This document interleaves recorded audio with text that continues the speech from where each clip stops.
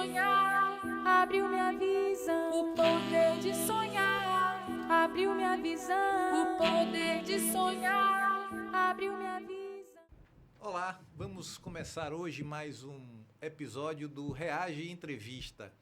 E hoje nós temos um tema muito importante e interessante, que é o negro no futebol brasileiro.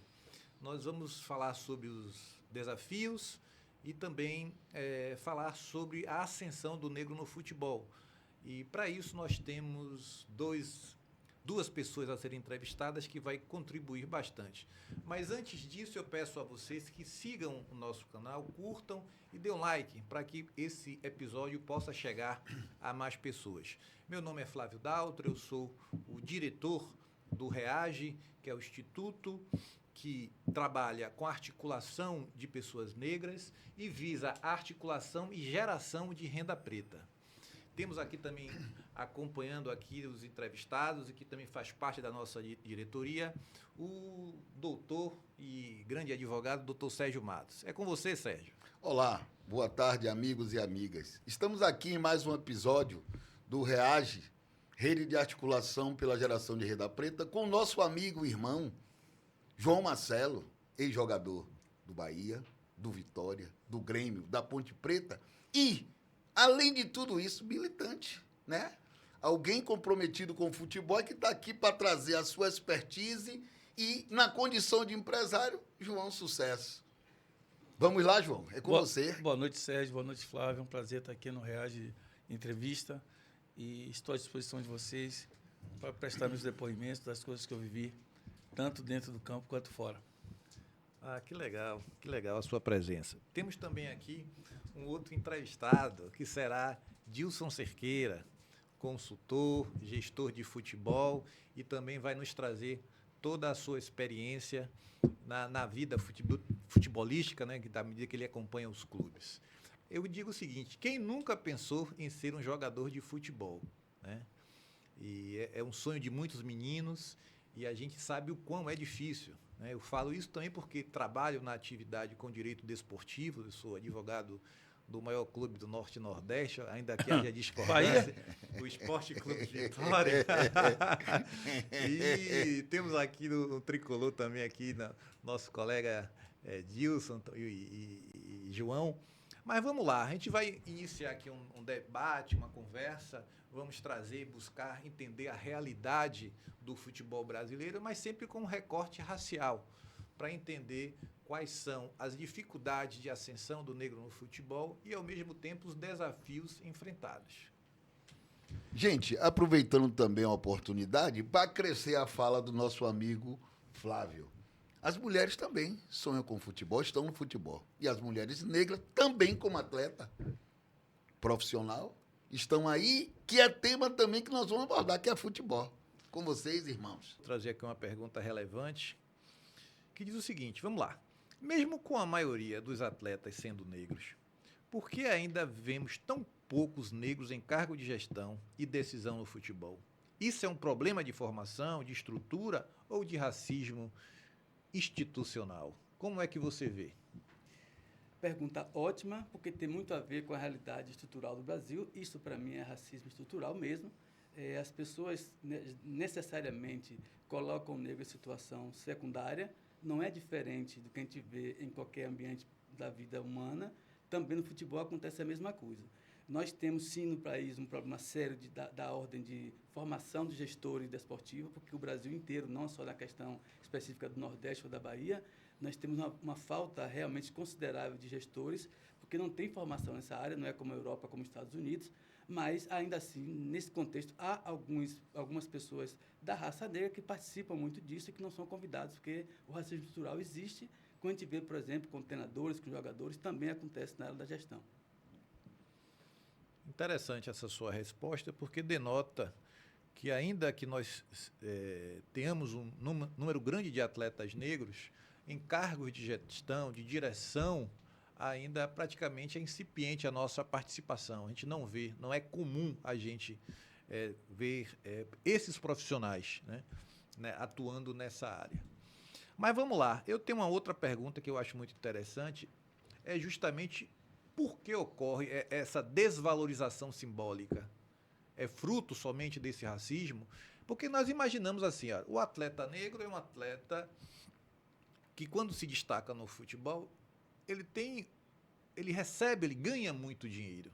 Mas isso por si só ainda não é capaz de tirar, né, essa simbologia de encarar o negro dentro de um processo de gestão.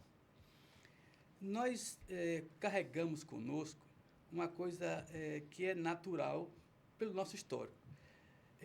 Em 98, tivemos a Lei Pelé. A Lei Pelé tinha aquela coisa do passe, né, João? E o passe era basicamente um tipo de escravidão, né?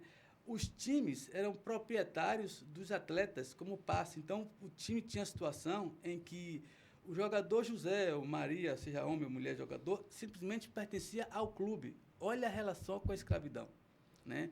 Então, a gente já vem de um certo tempo sofrendo disso. Então, o jogador de futebol, em especial o futebol, o atleta do futebol, ele pertencia a um clube. Ou seja, o nosso histórico da lógica que a gente conhece no mundo do escravagismo também estava no futebol. A Lei Geral do Esporte vem alterando isso, né? Sobretudo de 23 para cá, com a implementação de SAF e tudo mais. Mas a gente ainda carrega consigo o fator fundamental de não ter uma estrutura anterior que possa ter cabedal para poder fazer uma estrutura de empresariar. E hoje o futebol mundial depende muito de uma organização empresarial para manter a parte que está no background. Ou seja, ou você tem uma estrutura para poder manter aquilo para o pós-carreira, ou então você não consegue se estabelecer com nada. E a gestão das pessoas que estão no futebol hoje, que organiza as carreiras, são pessoas que têm uma estrutura financeira muito bem organizada. Então, o negro, por não ter isso e por não ter no Brasil uma formação na área de gestão esportiva adequada, fica muito mais complicado para a gente do que para as pessoas brancas. Um dos caminhos é esse. Tem mais outras questões, a gente vai colocar durante o debate aqui. Gostei. Realmente é essa dificuldade, essa dificuldade de ter todo um acervo de uma estrutura, né, para que a gente possa, apesar de ganhar dinheiro, essa questão dessa base, dessa formação, não nos permite transitar em outras áreas do futebol. Eu agora volto aqui uma pergunta para o nosso grande campeão, né? Foi de 88, o João Esporte Clube Marcelo. Bahia, do maior time do Nordeste. É o outro rival. Eu não digo que seja do rival. Então, vamos lá. Com a fala de Dilson, a gente percebe algumas dificuldades de trânsito de atletas negros em alguns setores do futebol. Eu pergunto a você, em algum momento de sua carreira, você sentiu que precisou se comportar ou se posicionar de forma diferente por ser um jogador negro? Flávio, na minha época a gente não tinha conhecimento de letramento racial. Não se discutia isso. Na década de 80, isso não... Como o Dilson falou, essa coisa do contrato realmente é escravidão, porque eu mesmo fui campeão brasileiro e depois não renovei o contrato com o Bahia e tive que ficar 3 meses sem contrato, ou até talvez tivesse que parar de jogar porque o contrato, o passe era do clube. Então tinha essa coisa mesmo de você ser escravo do clube, porque quando você, no caso, queria um ajuste salarial, você não tinha. Eu mesmo ganhava um salário mínimo e saí do Bahia ganhando um salário mínimo depois de ter sido campeão brasileiro nesse sistema de escravidão que tinha à época. Mas Porto Alegre, pessoalmente, não tem letramento racial. Eu não aprendi isso. Não se falava. Era a Princesa Isabel que libertou. Não tinha isso. Revolta dos Búzios, do Malês. Não dava isso na escola. Nunca deram. Sempre foi a Princesa Isabel, a grande salvadora de tudo. E a gente não tinha um letramento racial. Então, quando eu era chamado de macaco pela torcida do Inter, ou quando ia jogar em Santa Catarina, que acontecia um fato desse, eu não tinha nem como reagir. Para mim, passava batido. Estava me chamando de Mas macaco. lhe incomodava ou não? Incomodava, mas eu estava com foco em outra coisa, sabe? O meu foco era entrar, ganhar o jogo e ir embora. Não era rebater. Eu até me sinto um pouco culpado de estar acontecendo coisa hoje por não ter feito nada lá atrás, mas não tinha conhecimento disso. Apesar de ter as músicas do Olodum ali que vinha fortalecendo não, e te chamando a atenção, mas o som do Olodum era tão bom que você se ligava mais no som do que nas letras. Mas depois eu vi as letras e vi muitas coisas que a gente vive hoje, com o Edson Gomes também, as músicas, aí que você vai tendo um letramento. E hoje, com as redes sociais também, você começa a entender. Por exemplo, o livro Escravidão lhe dá uma base muito forte para você entender onde é que você está. Apesar de que a sociedade ainda vê que é mimimi. Então, eu nunca tive esse combate direto, como tenho há 30 anos atrás, que eu parei praticamente. Aí eu comecei a entender esse sistema. Porque eu vivi tudo isso, racismo no meu bairro. Eu sempre morei num bairro que era um bairro de rico, Graça, Vitória e Canela. Meu bairro ficava ali no centro. E eu sofria diariamente. As pessoas atravessavam a rua. Eu nem notava, uma criança não sabia, você é um negro de feições. Tinha essa percepção. Não tinha percepção, nunca foi dado na escola. Até com 15 anos você é um negro com feições Com traços finos. finos. Você tem branco na família.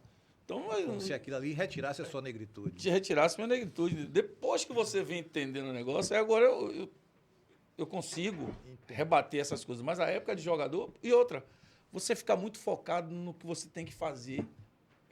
As pessoas que acham que o futebol é só você chegar ali e fazer a arte, não. Você tem uma responsabilidade muito grande quando você vê que tem milhões de pessoas ali que torcem para o seu time, pessoas que te param na rua. Então, você foca muito naquilo ali e que você não quer saber das outras coisas. Aquela coisa, eu estou focado em treinar, jogar e dar o meu melhor. Então, ninguém me perguntava na época do Grêmio, como é que você se sente ser chamado de macaco? Todos os repórteres estavam ali, não falava isso. Os próprios jogadores negros chamavam o outro de macaco, sabe? Então, não tinha como rebater. Hoje não, hoje é diferente e hoje os jogadores de hoje são bem diferentes e tem que ser diferente pelas informações que eles têm. Certo. Então, eu vou aproveitar o seu gancho e faço a seguinte pergunta. Então, em verdade, você acredita que o racismo ele não aumentou, ele apenas está sendo enfrentado. Aumentou ou não aumentou? Aumenta no momento que você está rebatendo, entendeu? No momento que você está lutando contra, há uma resistência do outro lado. Aí você entende. Quanto mais você caminha contra o racismo, o lado oposto vai arrumando estratégia para combater isso. As ações sociais que são feitas para os negros terem ascensão, elas são todas rebatidas. E são migalhas. São importantes, são. Tiraram vários negros daquela situação de não ter um sonho, ok, mas ainda é muito pouco diante do crime que foi feito com a população negra. Então, quanto mais você luta, mais o outro lado quer te manter lá embaixo. Ele não quer deixar. É aquela coisa, você tá com o nariz fora, o cara está empurrando sua cabeça para baixo para você não respirar. Então, o racismo não é só no futebol, é na sociedade. A gente fala do futebol porque o futebol é uma coisa mundial. Mas na sociedade você vê, cara. No ambiente que assim que eu ando, quando às vezes eu me pego em algumas festas, eu analiso assim, eu fico olhando e falo, porra, sou eu de negão aqui, a negrada toda na cozinha. E eu faço questão de ir lá, cumprimentar e falo com eles. Eu estou lá, mas não sou capitão do mato, não. Porque eu vou lá, converso com todo mundo, porque é diferente. O racismo não é só no futebol, professor. No dia a dia eu vejo isso, é constante. No meu prédio, às vezes eu estou subindo, você mora aqui. Você dialoga com racismo todo dia. No futebol até menos, porque você passa a ser conhecido e as pessoas passam a te aceitar mais. Porque talvez o torcedor do Grêmio, que a época que eu joguei fosse racista, mas ele aceitava pelo simples fato de eu vestir a camisa do clube dele, que ele é um clube. Então é uma coisa ali que... Mas se eu tirasse a camisa, talvez, do Grêmio e estivesse andando na rua, talvez atravessasse a rua. Entendeu? Porque vai além daquilo ali. E às vezes eu compreendo Extrapola o campo. Extrapola uma coisa que eu vim pensando, de, pô, tenho que falar isso que eu nunca falei. Pô, as pessoas dizem assim, mas você é um privilegiado, que você venceu, você não sei o quê. Pô, eu venci jogando bola, mas tem umas vitórias que eu não tive, por exemplo. Eu nunca tive a oportunidade de levar meus amigos do juvenil para almoçar na casa de minha mãe. Porque não tinha comida para todo mundo, para levar meus amigos. Mas eu já fui para a casa de vários amigos brancos e almoçava na casa deles. Mas eu nunca pude levar eles para a casa da minha mãe. Então, eles estavam ali comigo, caminhando comigo, mas a diferença é muito grande quando eles saem dentro do fazendão. A luta minha, que o pessoal fala, até me fugiu aqui, eles têm mania de falar, os racistas falam, competitividade, não, esqueci. Meritocracia. Meritocracia.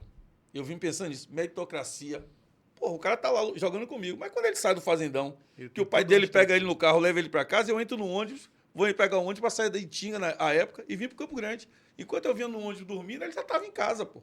Já tinha jantado, já tinha ido dormir. Aí o pessoal disse, pô, você é um negro que venceu, você é referência para os outros negros, pô. Quantos negros jogaram comigo e que não conseguiram? eram tão bons quanto você. Tão bons quanto. E ficaram no meio do caminho. Ficaram no meio do caminho. Então, Flávio, isso aí que você me pergunta, na época que eu joguei futebol, a gente não falava de racismo, não falava de nada. Nós éramos escravos do sistema do futebol da época, da lei da época. Não se falava. Tinha brincadeiras terríveis, os treinadores brincavam. Ô, Negrão, a Bahia é preguiçoso. Era terrível. Era comum isso. Era comum. Hoje eu já não aceito. E aí eu quero aproveitar para complementar e dizer a você também, a vocês, a todos aqui, que João acaba de responder também a sua pergunta que foi feita a mim. Porque observe o que eu falei, o pós-carreira. Então, como alguém que tem uma situação dessa que ele acabou de colocar aqui, tem possibilidade de conseguir evoluir para ter uma pós-carreira organizada, para estar na gestão. Então, observe, quantos treinadores nós temos hoje, pessoas que, em geral, o jogador de futebol tem uma possibilidade muito grande, depois de ser jogador de futebol, ele passar a ser treinador. Em 2023, não tínhamos nenhum treinador de futebol na Série A que fosse negro. Agora, tínhamos 2, até a semana passada. Tínhamos Roger Machado e temos aqui do Vitória, Jair Ventura. Né?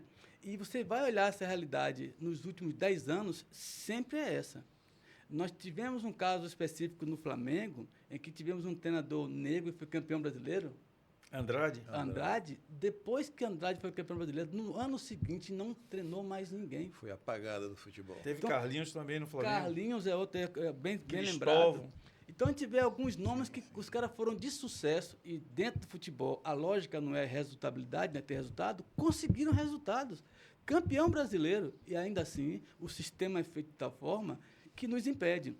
Então, quem tem essa colocação, que João acabou de colocar aqui, quem vive essa realidade, como temos condições, sem pensar no racismo estrutural, de fazer a evolução. Então, observe Flávio, observe Sérgio, observe João, como realmente é muito complicado para você conseguir ascensão. Nós temos um exemplo claro, Marcão, do Fluminense. Marcão. Sempre que há vacância que cai o treinador... Eterno auxiliar, né? Pronto. Ele vem, faz uma campanha extraordinária, quando consegue equilibrar, contrata-se outro e ninguém me fala, ele continua lá, como auxiliar técnico ad eterno.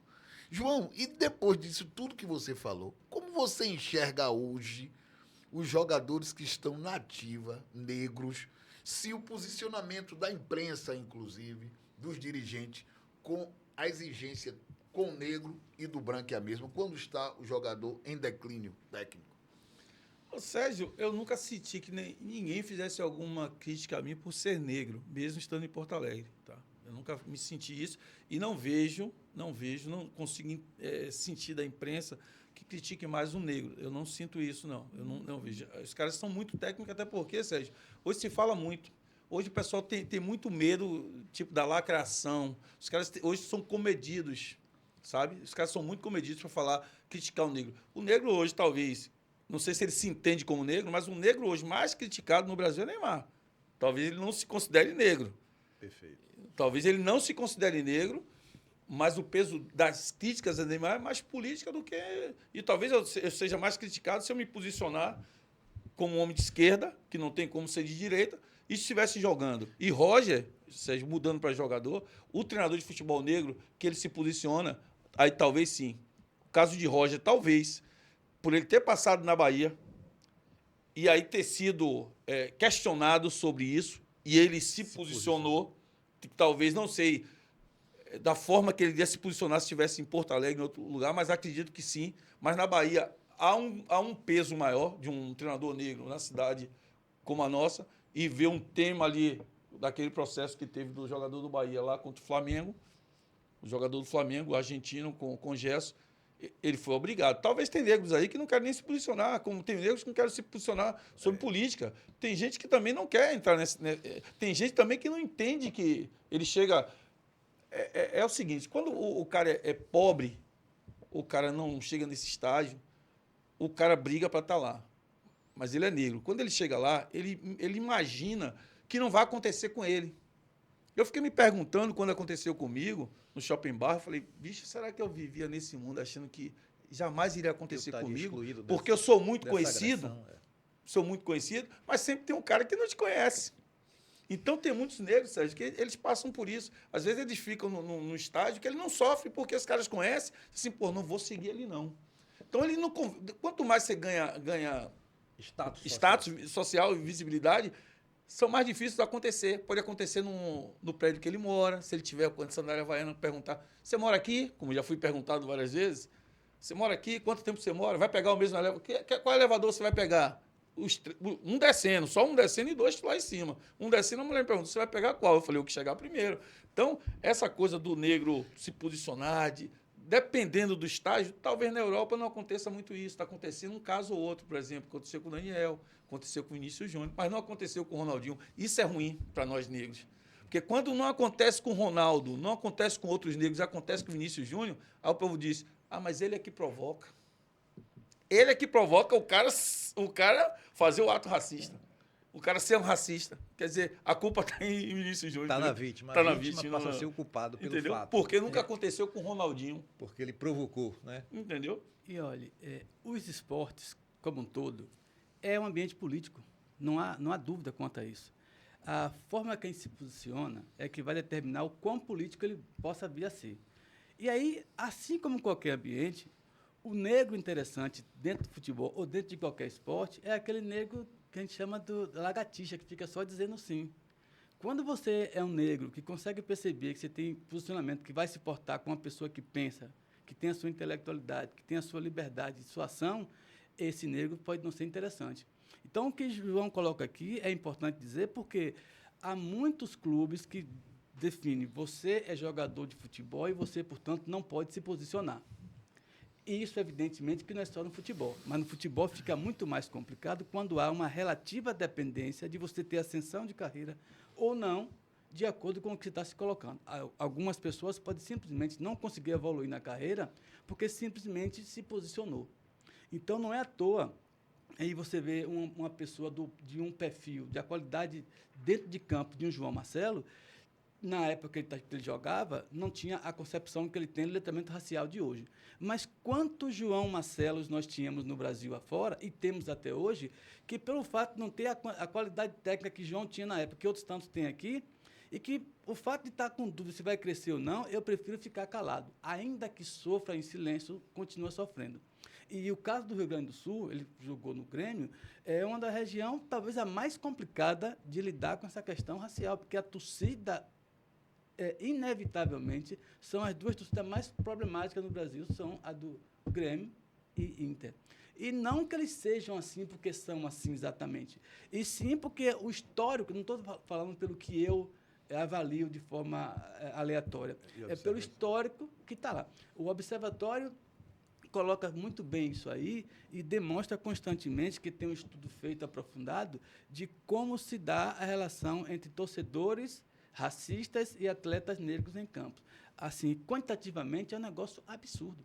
E aí, volto a colocar o que o João está dizendo aqui, que você não tem a possibilidade de se posicionar, uma vez que, ao se posicionar, pode ser algo chocante. Mas, como o próprio João coloca, ainda assim, continuamos na luta e algumas pessoas vão vencendo essa barreira, vão chutando a porta e vão entrando da maneira que pode, mas vão conseguindo fazer isso. É fácil? Não, mas se faz. Quantas pessoas se pronunciaram, negros, sobre Edson Gomes? Nós tínhamos um negro ali com uma voz, que é Carlinhos Brau ali, não se pronunciou nem durante nem depois. Para você ver que o negócio não é só futebol. Entendeu? Não é só futebol. Alguns negros também que têm o poder de se posicionar no futebol preferem não entrar no atrito porque... Perfeito. Ele irmão, sabe que está certo, mas que é melhor ele não se manifestar. Ele viu o processo ali, vai precisar ser um negócio que até agrida ele também. Na realidade, ali foi uma agressão a ele, como foi agressão a mim, Maurício. Tinha Maurício, Nilson, outros negros também, que eram chamados de negros. Perfeito. Mas aquela coisa aconteceu com ele, não acontece comigo. Então, eu vou ficar calado aqui no meu espaço, né? Até que a agressão chegue a ele. Isso é bastante difícil. A gente tem... É o que você falou. Os negros, eles sentem e encaram o racismo de forma diferente. Por exemplo, é o que você falou da questão do status social. O meu status social na condição de advogado, você na condição de jogador, o Sérgio também na advogado, acaba por nos levar a um status social de classe média, de trânsito entre as elites, que nos diminui esses conflitos raciais, que seria totalmente diferente a nossa percepção se nós morássemos na periferia, andássemos de ônibus, né? talvez a agressão desse racismo seja muito maior. Hoje, talvez a gente pegue aquela sutileza de racismo. O cara me disse, ô Flávio, você fala isso porque você anda de paletó e gravata, você tem carro, você anda nos bairros nobres da cidade. Agora, vai para a periferia para você ver se não é outro tratamento, se você não passa a ser invisibilizado, né? Isso é importante também dizer. Então, aí vem a questão de... É porque é um combo, né? Essa questão racial é um combo, é a questão da cor, da claridade, da pele, dos traços, do fenotipo. Então, existe várias coisas nesse arcabouço que foi criado no Brasil, né? Não é um racismo de marca, como nos Estados Unidos. Nos Estados Unidos você pode ter pele clara, pode aparentar até ser branco, mas sua marca é você negro e não tem discussão. Aqui não. Aqui o cara é abrandado, né? Hoje tem aquela discussão do pardo e negro, é abrandado, porque muitas vezes aqui na Bahia, em especial Salvador, o cara que era pardo, que tem uma pele um pouco clara, nunca se reconhecia como negro. Hoje talvez ele assuma. Mas por muito tempo o negro era o retinto. Aproveito para falar da questão da historicidade, né? Em 1905, né, foi a primeira vez que um time de futebol, foi o Bangu, no Rio, colocou um jogador negro oficialmente para jogar. Estamos agora prestes a ter a Copa do Mundo. Em 1922, a seleção brasileira proibiu de ter jogador negro. Só de 21 até 23 foi que o irmão de Domingos da Guia, acho que era Luiz da Guia, parece, que foi o primeiro jogador negro que realmente conseguiu extrapolar essa situação e participar da seleção. Quer dizer, foi uma coisa que aconteceu depois de um fenômeno, né, de qualidade passar a poder ter jogador negro na seleção. Esse histórico todo, evidentemente, que assim como o nosso dia a dia, como você bem coloca, como vocês colocam aqui, esse histórico vem de lá de trás, mas um pouco fica aqui. Nós somos negros que somos hoje baseados nesse histórico. Então, esse histórico também está no futebol. Então, em 1923, o Vasco da Gama foi o primeiro time a peitar e dizer, vamos ter jogadores negros oficialmente, que não podia ter jogador oficialmente. Então, esse contexto todo, vocês acham que acabou, que não vai estar de alguma forma aqui hoje? Vai estar de alguma forma. Nós tivemos o técnico da seleção brasileira, foi Luxemburgo, e quem foi um outro, que eu não lembro agora o nome, foram os primeiros treinadores que, como você bem coloca, João, que a gente diz que é negro, que eu não sei se ele se considera negro, mas eu acho que ele se considera negro, né? Foram os primeiros treinadores negros da seleção brasileira. Observe a quantidade de craques e personalidades negras no futebol. O grande nome é Pelé, e ainda assim não tivemos treinadores negros na seleção. Olha como a coisa funciona. O histórico nosso contribui muito para estar como estávamos. Parece que é um teto invisível, né? Que diz que você só vai chegar aqui. Furar essa barreira se torna algo quase que impossível, né? E aquela coisa, a gente às vezes tem que ser super-homem, né? As pessoas acham que para a gente ocupar aqueles cargos, mas fulano conseguiu, né? Quando chega fulano conseguiu. Tá vendo que não existe racismo? As pessoas tendem a falar isso. Mas por que eu tenho que ser um super-homem para conseguir a mesma coisa que o outro facilmente conseguiria? Perfeito. Né? Eu vejo, tem um depoimento muito interessante que diz o seguinte, né? Até de um humorista norte-americano, negro, que ele diz o seguinte, olha, eu sou o cara do humor norte-americano. Agora moro num condomínio que tem um médico, um advogado, pessoas comuns, que são brancas, mas que estão lá, mas que eu, para poder morar lá, eu tenho que ser do melhor de todos. Isso é importante. Irmãos, depois dessa conversa, que atentamente aqui ouvindo, você observa o seguinte, que a estrutura para nós negros é muito difícil, independente de profissão, seja no futebol. Eu estava lendo, Luxemburgo lá atrás dizia que tinha menos treinadores negros do que estrangeiros no Brasil. E observe, quantos treinadores estrangeiros tem hoje no país e quantos negros. Então, a dificuldade é grande. Dentro desta visão, pense, João, pense, Dilson, pense, Flávio, e nosso sociólogo Kleber. Para nós, toda e qualquer discussão paira que eles imaginam que temos que concorrer de forma igual. Quando o local de partida dá o início, nós começamos aqui e eles numa proporção desigual. Assim, os negros, tanto no futebol como na profissão, qualquer outra, árbitros de futebol. Vamos olhar que a grande maioria são brancos. Onde você vê mais negro, às vezes, bandeirando. São as bandeiras. Tudo no futebol é diferente. Você vê gandula, negros. Pense. Quando alguém vai fazer algo diferente, que chama a atenção da sociedade, não é negro. Então, é uma reflexão. Para nós, sempre, Kleber, muito difícil. Para tudo. É difícil, negro, Rastafari, para todos que me abordam, é como se eu fosse músico. Né? Nunca Que vê arrumado, vê... Né? Arrumado que eu falo, nenhuma situação que a grande maioria nossa, nós não temos. Eu venho de periferia. Mas todos os outros que vieram do mesmo local que eu, do meu universo, poucos chegaram. O local de partida é diferente. Nós temos aqui colega de turma, por incrível que pareça, 3. Eu, Flávio e Kleber. Em uma turma de 180, nós não tínhamos 20 negros. De 180, nós não tínhamos 20.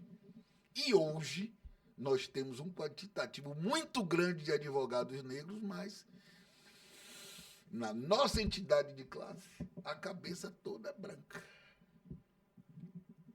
Tem uma coisa que eu acho que tem relação com isso. Você falou uma coisa que eu lembrei daquela frase, a vida imita a arte. O futebol é muito por aí. O futebol imita a realidade social. Né? Em 1858, a primeira gestão que foi feita em qualquer esporte no mundo foi feita por negros nos Estados Unidos. E aí vem a comparação que, pela sua fala, acaba sendo natural que eu venha trazer à baila, que é o fato de a realidade de lá e a de cá. Então, olha a situação da sua turma, olha a sua colocação aqui e olha a relação que temos de quantitativo de negros no Brasil, que é bem maior proporcional à dos Estados Unidos. E lá eles conseguiram evoluir a tal ponto e tem outro contorno do que são os negros nos esportes como um todo lá. E temos pessoas com muito mais contribuições no efeito racial nos Estados Unidos do que aqui no Brasil. E aí fica aquela questão que é a coisa que eu quero pesquisar um pouco mais depois. O porquê. Porque nós tivemos movimentos diversos no mundo e que, mesmo os negros americanos sendo cerca de 15% a 17% da população, eles conseguem fazer muito mais coisa do que a gente com população muito maior. Então, isso é uma interrogação que muito me inquieta. E talvez esteja no racismo estrutural a resposta, de você fazer o que você coloca, o limite invisível, o teto invisível, que até aqui vocês podem ir. Daqui para frente não pode ir mais. E talvez seja isso que impede de ser uma revolução, não só para o futebol, mas para outras atividades também da área humana, da área política, da área social, que façamos com que tenha essa visão. Eu tenho, como eu falei a vocês, tenho um filho de 19 anos aqui, aproveitar para mandar um abraço para a Kim. Kim, um abraço, viu? A Kim, manda um abraço para É zagueiro? Zagueiro, igual a você, João. Melhor que eu, viu, aqui. A Kim. Aqui. Tá lá no Paulinha jogando bem, mas vai fazer carreira se Deus quiser. Mas, assim, converso muito com ele sobre isso, porque é importante que se saiba que nós, enquanto negros, temos que saber nos posicionar e que não é só a questão apenas de você se colocar como um jogador. É um jogador que pensa. Por isso que eu dou muito valor, muita importância a Hendrick hoje, que tem se colocado com postura muito boa e que vem um pouco da família. E justamente por vir da família, nem sempre nós negros temos uma estrutura anterior que possamos dar aos nossos filhos. Então não é fácil conseguir o que Hendrick consegue dentro do histórico que ele tem. Um abraço para Hendrick também. Só sendo rápido uma coisa da americana, porque os americanos, coisas que falam de nós negros, quando nós nos posicionamos, que nós somos raivosos, que a gente quer matar os racistas. Os Estados Unidos talvez tenha sido diferente por isso, porque os negros realmente se uniram e foram para as ruas. É totalmente diferente daqui. Aqui o sistema conseguiu dividir para controlar. Que as nossas demandas negras é de esquerda. Nossa demanda não é de esquerda. É desistir.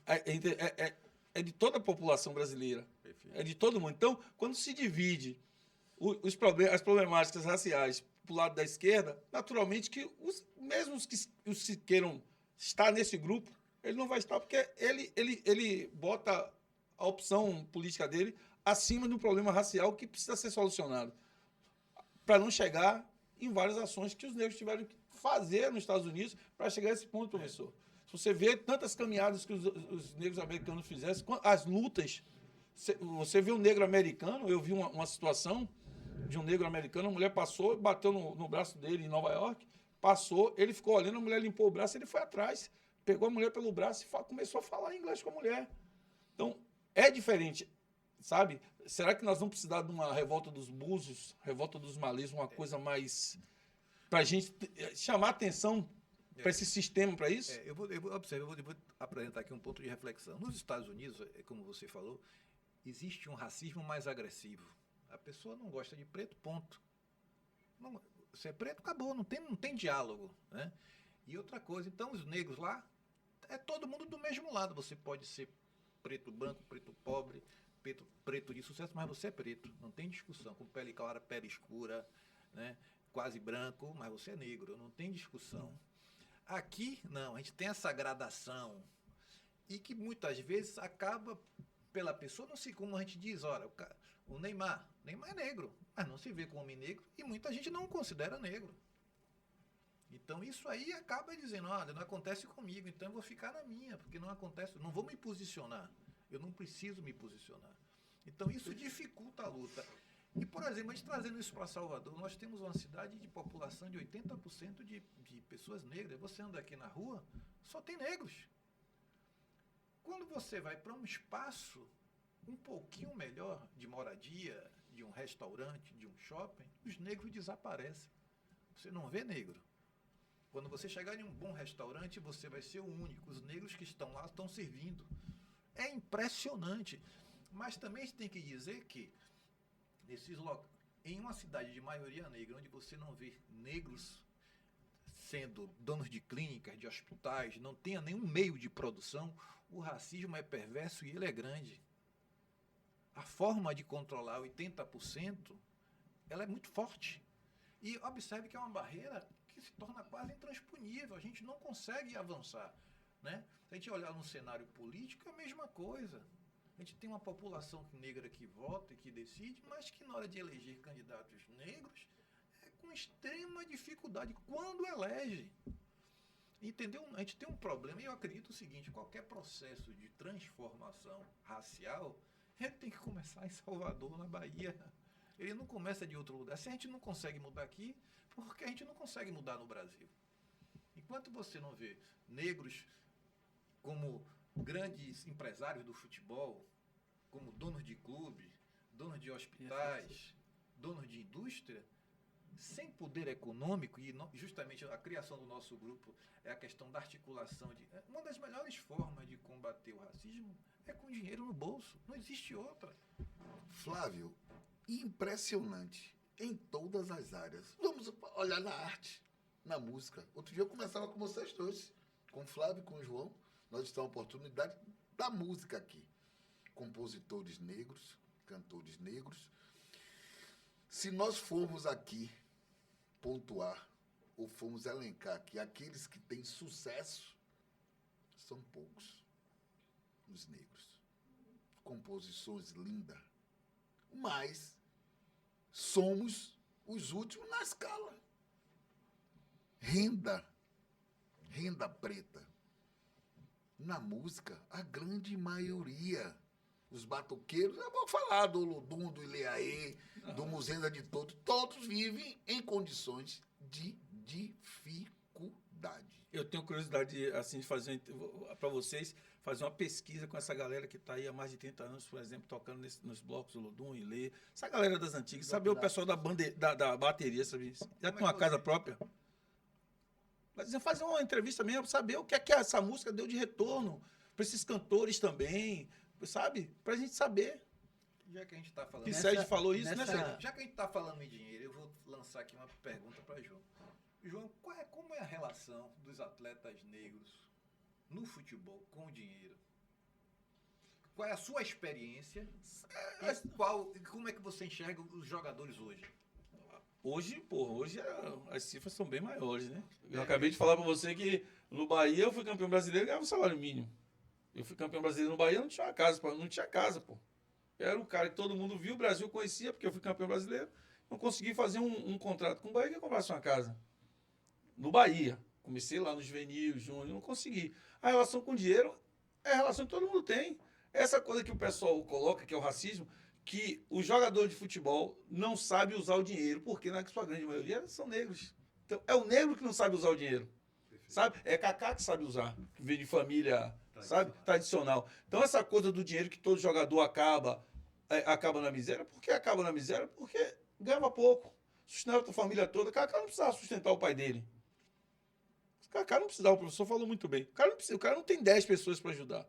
Essa é a diferença. E quando você para você manter um plano, um exemplo, um plano de saúde, para as pessoas que você paga, não é fácil. Então, até nisso, o jogador negro tem essa dificuldade. Você precisa ganhar muito para você manter aquela estrutura que você começou a fazer lá atrás, que você passa a ganhar mais do que a sua família. Você paga mercado para todo mundo, você paga comida, paga aluguel, paga porra, você paga tudo. Mas quando chega num determinado momento, quando você olhar para trás o que você gastou, e tem que fazer isso pela família mesmo, é diferente do cara que tem a estrutura. Que o pai deu o carro para ele com 18 anos, que ele já chega no treino com carro.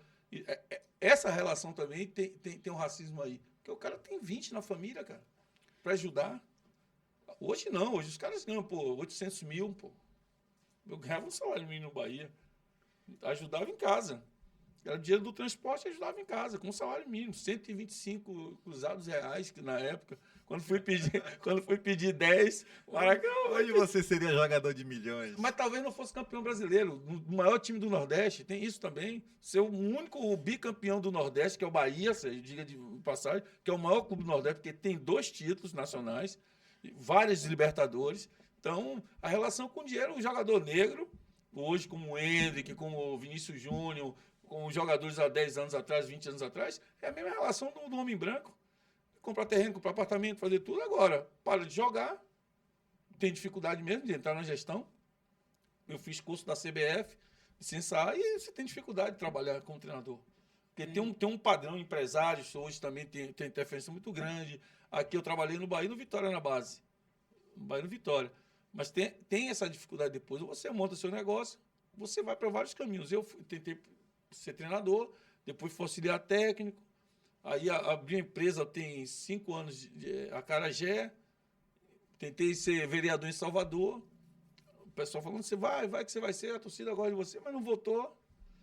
Então tem isso que você falou de política, aqui você vê, Silvio Humberto, um cara que tem um peso danado, tem um trabalho social, ninguém coloca o cara como prefeito, nunca colocaram o nome dele, com todo respeito, a Major Denise, com todo respeito. Olívia Santana também. Por que não Olívia, uma mulher negra, ser prefeita de Salvador? Por que não Silvio Humberto, que tem uma bagagem na política? 2 pessoas que têm uma bagagem. Por que não? Então, não é só no futebol, cara. É a estrutura que está aí. O Negão acendeu. As pessoas aqui em Salvador e na Bahia dizem que eu sou agressivo, que eu gosto de brigar, porque eu tenho posição, Comigo não tem meio certo, meio errado. É certo ou errado. Entendeu? Professor, me mate uma curiosidade. Dentro dessa leitura, quando nós dividimos muito, o que é que eu digo? Nós negros. É grupo de A, B, C, D, E, F, para tudo. Negros. Será que nós não brigamos muito entre nós? Será que isso que nós estamos fazendo na articulação, porque eu não vejo o povo negro falar em dinheiro. É uma coisa que não fala em dinheiro. Falamos de tudo. De religião, de samba. Mas dinheiro não é conversa nossa. A gente compõe, a gente joga, a gente produz tudo, a gente faz várias artes. Mas na hora de cobrar e falar em dinheiro, quem ganha dinheiro é quem está por trás. Dividir. Não é dividir. Não, dividir o bolo nem fala. Eu falo dividir, vai dividir. Você vai levar uma fatia do bolo, o cara leva o bolo inteiro, Claro, irmão. Eu quero saber. Me fale um pouquinho sobre isso, que isso é uma coisa que me deixa intrigado. A formação do povo brasileiro se deu de forma completamente diferente, por exemplo, do povo norte-americano. Desde que Flávio começou a colocar, estou aqui coçando a mão para poder falar, porque eu estou aqui pensando nas pessoas. Quais são as pessoas que têm relação que está falando? A gente olha para os Estados Unidos, que saiu da sua fala inicial, e da relação das pessoas que conseguem ter ascensão. O que é que nós estamos aqui falando? Estamos falando da rede, que é a rede de articulação pela geração de renda preta. Aí você vai e olha os Estados Unidos. Tínhamos nos Estados Unidos uma grande apresentadora de talk show, que era Pô, esqueci. Oprah. E Oprah, muito dinheiro, e puxou um bocado de gente negra através da renda dela. Você vai para o basquete, todos os ex-jogadores de basquete dos Estados Unidos, com raras exceções, não está envolvido com o povo negro que ele puxa junto.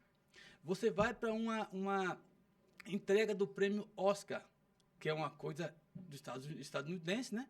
Mas que olha os atores e as pessoas de arte negra como todas estão nisso com uma questão racial latente. Aí você vem para o Brasil. O Brasil não é assim, é como o João Marcelo coloca. O Brasil não é assim. A formação foi diferente. E aí, como a formação foi diferente, tem muito mais problema para se colocar, e nós temos uma coisa boa nesse sentido. Apesar de tudo isso, nós conseguimos constituir inteligências, no plural, que temos posicionamentos diferentes. E, portanto, é bom, é natural que, por sermos inteligentes, tenhamos divergência, temos pessoas com pensamento diferente. Por outro lado, às vezes, essa divergência assim muito forte cria realmente divisões, né? E pensando na questão da relação de renda, aí João Marcelo colocou aqui uma situação que ele tá colocando um dado muito importante do jogador de futebol atual, desse pessoal que está no nível, vou dizer, chamado de nível A. Porque a grande realidade não é essa. Porque enquanto nós negros temos que pensar no jogador de futebol que joga num time de nível A no Brasil, no alto nível, que ganha muito bem, a grande maioria de nós está jogando. Eu sempre olho para o Campeonato Baiano porque é a nossa casa. Nós temos na Bahia 2 clubes de futebol fortes, Bahia e Vitória, que tem uma estrutura que o jogador de futebol, que ainda assim não paga todo mundo bem, é bom que se diga, né? E eu faço muita reflexão, falo muito em sala de aula. O Flamengo é um time que paga bem, o pessoal fala, paga muito bem. O pessoal paga, eu digo, será que paga bem? Vamos ver quanto é que paga ao roupeiro do Flamengo. Como é que você pode aceitar no mesmo espaço de trabalho, onde tem pessoas negras e brancas, mas que faz um empreendimento chamado Flamengo, evoluir, e eu pago ao jogador, quem ganha mais no Flamengo hoje? Não sei quem é. Deve ter 2 milhões, 3 Vamos botar milhões 2 milhões, jogador que pega 2 milhões. Que sentido tem pagar para um roupeiro 5 mil reais, 7 mil reais? Mas é o que se paga. E por que acontece, não, por exemplo, o Flamengo, só como nome, mas tem vários clubes que funcionam assim. A proporção que se paga aos jogadores, por outro lado, nós aqui na Bahia, temos na divisão, na Série A do Baiano, 10 times, 2 com a manutenção de estrutura para calendário para o ano todo, e aí vem a questão que já tem time de futebol que paga um salário mínimo hoje. E nesse mesmo time que paga um salário mínimo, tem jogador que ganha milhares de reais por mês. E quem está nessa base? Somos nós negros. E sempre são pessoas que vêm, nós somos pessoas que vêm de divisão de base críticas, que já, meu filho, por exemplo, passou por Botafogo daqui da Bahia, passou por SSA, times que têm uma relativa estrutura, mas não é uma estrutura adequada para poder crescer, e que se a família, ou se de alguma forma, alguns, até nós pais de atletas, que temos um pouco de condição melhor, pode estar juntando um pai ou uma mãe negra com outro e juntar para poder conseguir fazer aquele garoto evoluir. Porque a estrutura do time não tem. Então, a realidade, se é muito bom para uns atletas por um lado, para outros continua igual ou pior do que na época de João. Porque a estrutura e o conhecimento hoje é outro, deveria ter evolução. E, na verdade, não tem. E aí vem essa questão da divisão, que está no futebol, que está em qualquer ambiente da política, da questão racial, vem porque a gente não conseguiu ter ascensão uníssona, como foi o caso dos Estados Unidos, onde as pessoas de basquete, de esporte, de arte, de música, que cresceram, puxaram pessoas vindo junto. A gente não tem no Brasil exemplo de pessoas, a gente vê, eu volto e meia, eu quero fazer um evento da questão racial, eu vou olhar o pessoal que tem dinheiro para poder dar a estrutura, fazer o patrocínio e tal. A gente não acha. A gente vai tentar fazer uma rede para alguma coisa, é difícil de encontrar pessoas que realmente têm a disposição disso. Então, essa questão da formação do povo negro brasileiro não é igual a que foi, por exemplo, nos Estados Unidos. E mesmo tendo 1 ou 2 pessoas que consigam evoluir, ele não faz a puxada para poder trazer os demais. Essa é a questão e uma coisa combate na outra. Nós estamos já chegando ao final do nosso bate-papo. E algo me chama muita atenção. Falamos muito do futebol. E as mulheres do futebol? João, como você vê o futebol feminino hoje no Brasil? Evoluiu muito nas mãos do Edinaldo. Edinaldo, quando foi presidente da CBF, ele aumentou, né, o que a gente fala aqui de renda, de custo com as meninas, o investimento da CBF dobrou, e agora com o novo presidente se manteve isso aí. O futebol ainda precisa muito apoio, precisa da galera apoiar, ir para o estádio, Mas já evoluiu muito, Sérgio. Já evoluiu para o que era. Vários jogadores jogando na Europa, jogando fora do país. A seleção, o próximo ano a Copa é no Brasil, futebol feminino. Então já evoluiu muito e espero que evolua cada dia mais. Você tem notícia como anda o lado financeiro dessas jogadoras? Média, como é que fica essa relação? Porque a diferença é muito futebol grande. masculino é difícil. Não, a diferença é muito grande ainda do futebol feminino. Há uma diferença muito grande nos valores pagos, do investimento no time principal, no time dos primeiros 20 times, não, nos 40 times da primeira e segunda divisão, a diferença salarial das meninas ainda tá, a diferença é muito grande. E vai demorar muito para chegar perto, né? Por tudo, a visibilidade, o investimento, o patrocínio nas camisas, as bets aí estão colocando muito dinheiro, e aí quando coloca muito dinheiro também cobra também grandes jogadores, porque não é só o Flamengo que quer ter grandes jogadores, Palmeiras, porque quer ter. Essas empresas que patrocinam também, ela quer ter grandes jogadores, ela não vai botar o dinheiro num time, um exemplo, no Flamengo, que não tenha grandes nomes internacionais. Jogadores que já jogaram fora, que tenha peso, que agregue para a marca dela. Então tem tudo isso. Espero que o futebol feminino chegue lá também. O Bahia aqui já investe, o Vitória também investe, estão aí disputando o Campeonato Brasileiro, mas eu acho que ainda tem muito que melhorar. Professor, grande estudioso da matéria, eu gostaria de ouvir do senhor uma alternativa, algo que você venha trazer de novo, que nós possamos dar seguimento a partir desse bate-papo em relação ao futebol. Essa vivência no masculino e no feminino. Primeiro dizer que o que o Reage faz aqui agora já é uma contribuição gigante, né?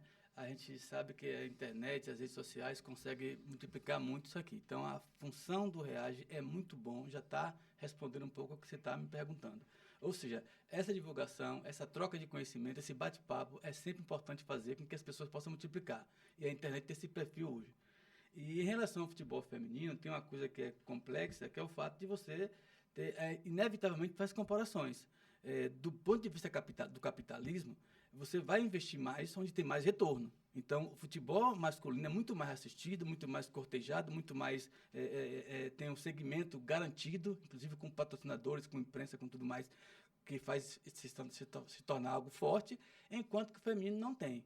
Então, tem que ter um pouco de ponderação com relação a isso aí. Natural que a gente quer que cresça, mas tem que ter essa ponderação porque é natural da questão do capitalismo. E, por exemplo, quem recebe mais, quem é que a remuneração é maior?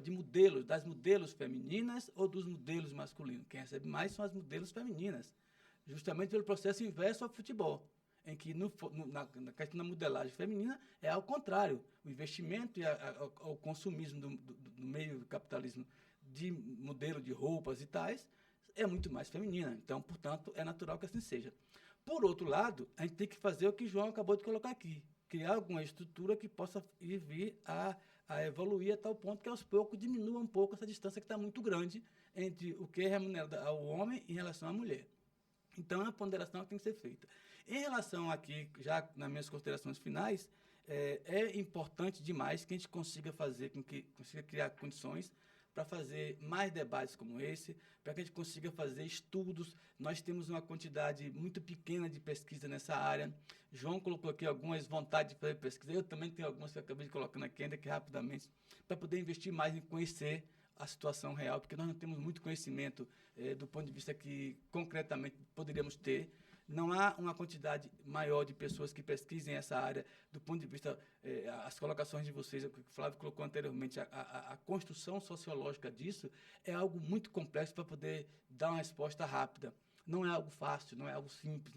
Quando alguma coisa for muito simples, é porque você não conseguiu perceber bem a coisa. Tudo tem uma complexidade. Então, é preciso que a gente possa estudar um pouco mais isso aí, percebermos o quanto e onde fazer as incursões, tanto de política pública como política privada, que a gente também tem que pensar nisso, para entre nós conseguir fazer esse corpo que é pequeno tomar um corpo muito maior. Anteriormente, Flávio colocou a questão da Constituição Social e colocou a situação dos Estados Unidos. Eu sempre lembro de Serena Williams, que jogou um tempão muito bem tênis e que depois, por exemplo, comprou um time de futebol americano. Não é o futebol igual ao nosso, mas você vê o tamanho do investimento que foi feito e o que é feito com isso. Então, esse histórico todo, uma vez que tem a concepção mais organizada socialmente e politicamente, a gente pode direcionar para essas coisas aqui no Brasil também. Só que a gente sabe, como eu falei antes, que a realidade política e social dos Estados Unidos é uma e a do Brasil é nossa, somando ao que o João Marcelo acabou de colocar. Antes de terminar, eu quero agradecer a vocês por me convidarem. É muito bom estar aqui do lado de João Marcelo, um ídolo que, apesar de não ter jogado no Fluminense de Feira, que diferente do que vocês pensam, é o melhor time da Bahia, é o Fluminense de Feira, é o Touro do Sertão. Solta o touro. Solta o Touro, né? E vamos ser campeões agora da Série B e voltar para disputar com o Bahia e Vitória ano que vem. Muito obrigado a todos vocês, muito obrigado a Kleber também, e assim estou à disposição quando vocês quiserem. Muito obrigado, gente. Pronto, é interessante essas suas considerações, Dilson. Realmente você nos traz aqui e nos apresentam caminhos a serem discutidos e a importância dos debates, né, para que a gente possa amadurecer e a partir daí a gente possa construir, né, caminhos para os jogadores e para a população negra, porque é o que você falou, o futebol, na verdade, é um microsistema da nossa sociedade e a gente precisa apresentar soluções que tanto servem para o macro quanto para o microsistema. Mas eu passo agora aqui para o nosso amigo e grande jogador João, e ao contrário do que ele imagina, ele foi, à época de jogador, um grande representante para mim, enquanto homem negro. Posso dizer isso, apesar de talvez você não tivesse essa capacidade, maturidade que a vida lhe traz hoje, mas você, enquanto jogador negro à época, era um espelho para muitos jovens, viu? E deixo para você aí fazer as suas considerações. Obrigado, Flávio. Obrigado, Sérgio Matos, meu amigo e irmão. Sou o Dilson.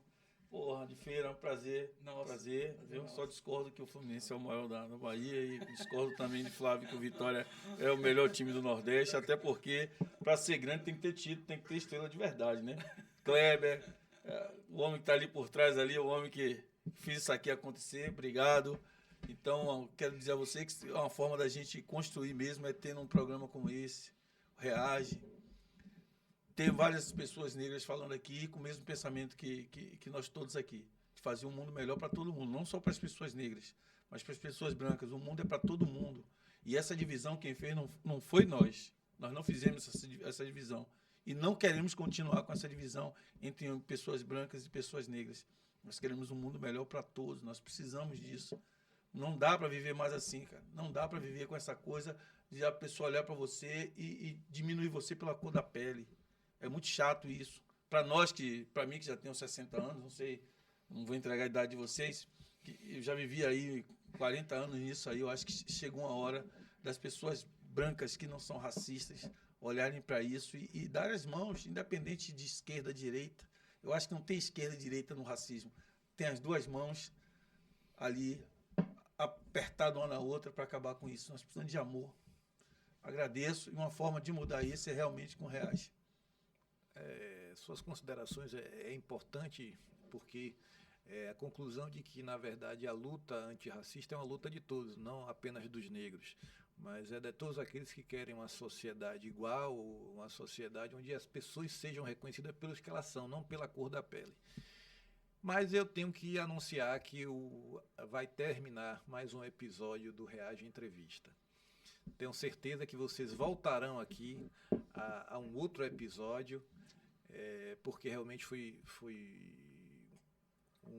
uma noite muito brilhante de reflexões sobre o futebol, sobre a participação do negro no futebol e que acabou ampliando, né, para a nossa compreensão que cada um de nós aqui temos do racismo. Temos que entender que o racismo aqui justamente é isso, ele é muitas vezes confusamente percebido.